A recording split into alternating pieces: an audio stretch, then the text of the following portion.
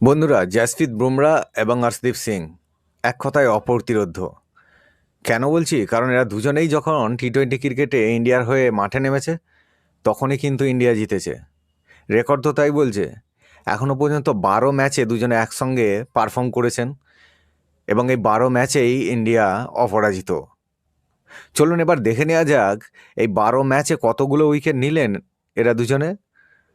Wicket নিয়েছেন 43টি, তার মধ্যে অর্শদীপের সংগ্রহ 23 উইকেট, ইকোনমি রেট 7.46, অর্থাৎ ওভার প্রতি রান 8-এর নিচে, এবং বুমরার সংগ্রহ 20 উইকেট, ইকোনমি রেট 4.72, অর্থাৎ ওভার প্রতি রান 5-এর নিচে। দেখুন, যখন কোনো ক্রিকেট টিমের মেন দুই বোলার এইরকম কৃপণতার সঙ্গে বল করে তখন সেই টিমের ম্যাচ জেতাটা অনেকটা সহজ হয়ে যায়।